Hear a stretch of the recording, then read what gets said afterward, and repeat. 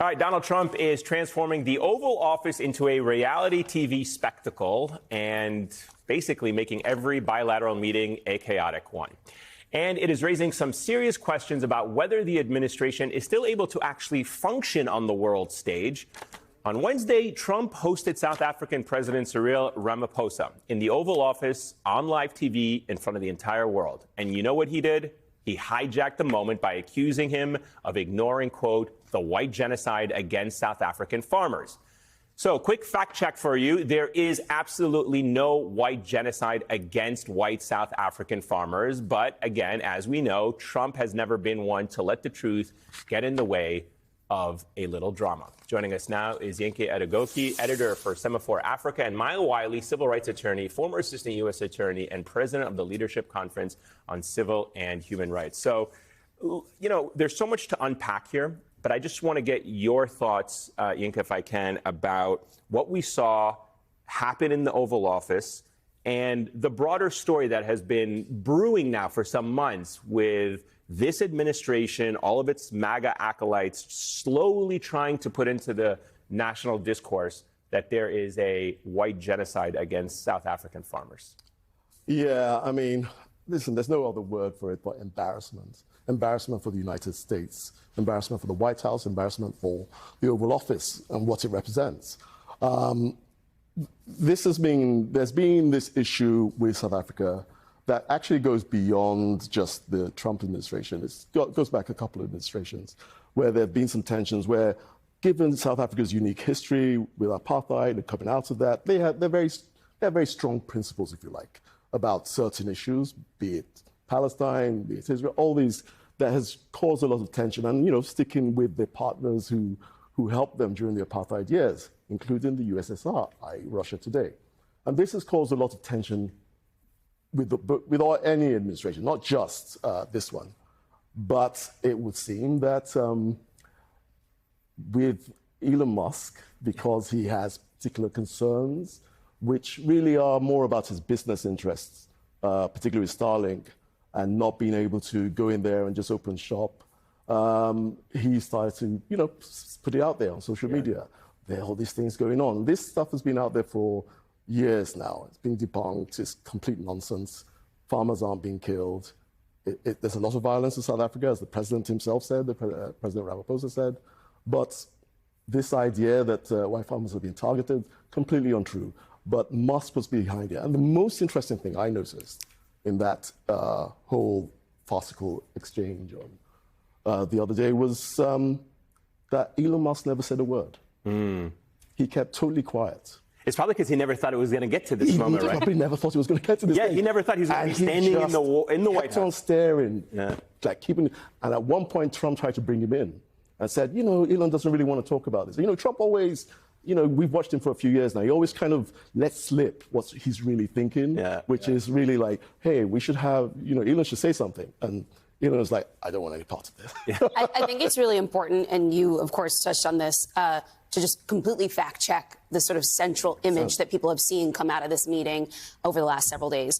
Trump held up a photo of what he said were dead white farmers from South Africa. And Reuters found, contrary to Trump's claims, no bodies were ever buried along that road. And the white crosses seen there, the crosses didn't represent a specific number of farm murder victims. They were a symbolic tribute to a single murdered couple. And then also the Reuters found the image is from the Congo. It was from the Congo. And it's really embarrassing because I think it was from like 2020, some sort of video they had done during the COVID period. And you could literally see people in their Hamzat suits and what have you. Yeah.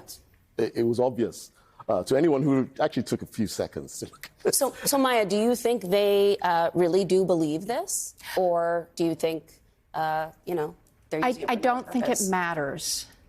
And I think this is more than embarrassment. I think we have to go back to what's the purpose of the propaganda.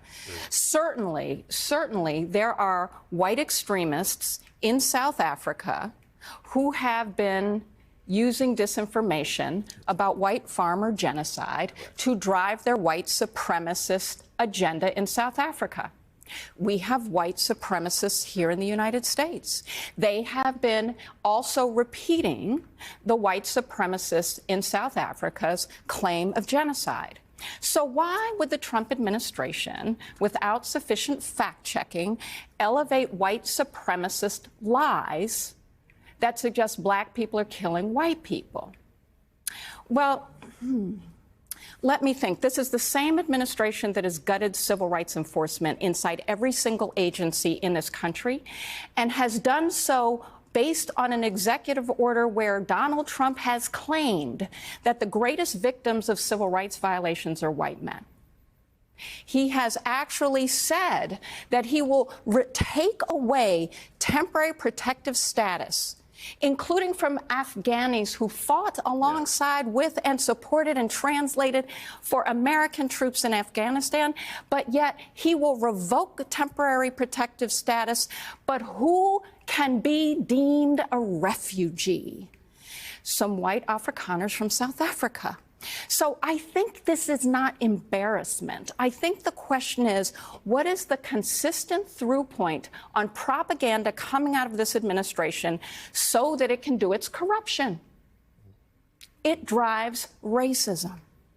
It drives fear.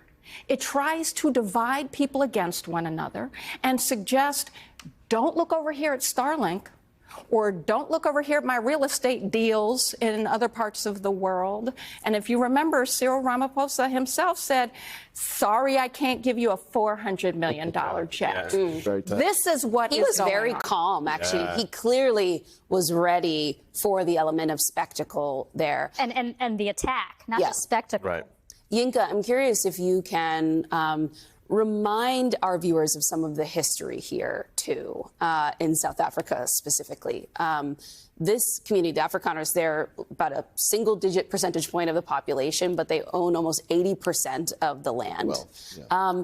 But black people make up the vast majority of South Africa. 81%. Yes. Tell us a bit about the history and how things got to this point. Well, I mean, I guess Afrikaners, descendants of Dutch migrants, got there 300 plus years ago, settled, eventually over time, claimed land, claimed minerals, claimed farms for themselves. And that went on for years into the 20th century. And then we had 46 years of an apartheid rule and total control of the country. Minority control. Minority control. The nation obviously became a pariah state with most reasonable countries of the world. Part of that history is that the United States was not always on the right side of history, but eventually got there. And with a little help from a whole lot of college students. Exactly. Lots of college students, lots of protests, the kinds of protests that are trying to be stopped today. Yeah. And Nelson Mandela, who was in prison for 27 years, comes out, becomes this hero to the world. The U.S. considered a terrorist at one point. At one point, a terrorist. Yeah.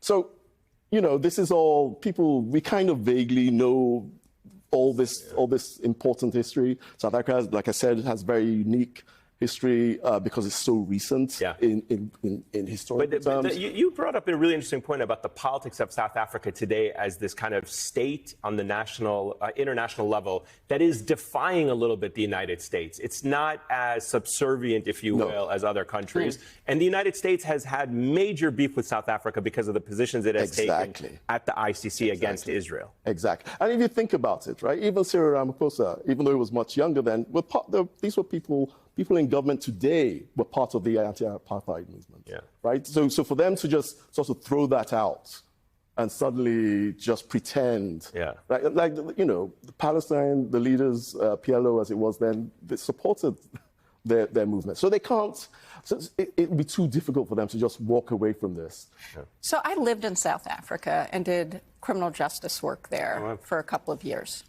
And it was 5 years after the end of apartheid in the first democratic presidency of the country, and the first time black people got to run the country. Let me tell you what was happening with land reform and with crime.